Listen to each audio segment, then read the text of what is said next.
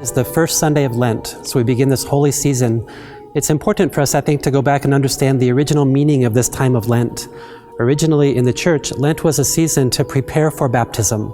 It was a time for those people who were uncatechized, we would say, or unevangelized, to hear the story of Jesus Christ, to have an opportunity to encounter him, and then to prepare for the Easter sacrament, what we today call baptism, confirmation, and Eucharist.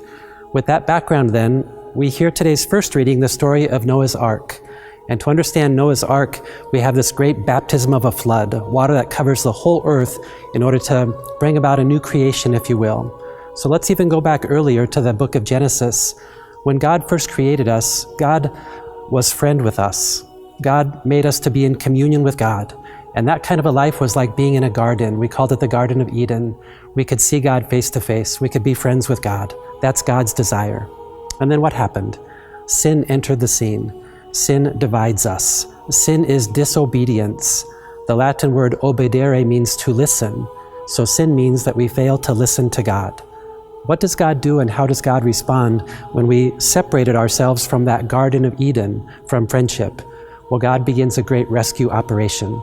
And that's what God has been doing. We hear the story of Noah's Ark is one of the rescue operations. We see in the ark, Noah has put all of creation so that God can carry that ark to a new place and begin anew. God does rescue operations all the time with us. So now let's fast forward to Jesus in today's gospel, the temptations.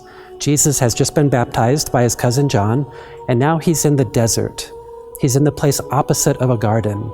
He goes there on purpose because he goes into our sin and into our division in order to be obedient to his Father. Jesus is the most obedient we can imagine. He listens to everything his Father says and he patterns his whole life on following the will of his Father. That's our model. Jesus goes into the wilderness and he goes into our sin in order to bring us back to a garden. So now fast forward to the death of Jesus. After he dies on a cross, they put him in a tomb that is located in a garden. It's like Jesus is a seed planted in a new garden. And then remember the story of Jesus' resurrection where Mary Magdalene comes. She doesn't recognize Jesus at first. Who does she think he is? The gardener. Jesus comes to restore the Garden of Eden. He comes to restore our relationship with the Father. That's what the season of Lent is about. So what about you and me? We are invited to encounter the Lord again. His great rescue operation is reaching out to you and to me.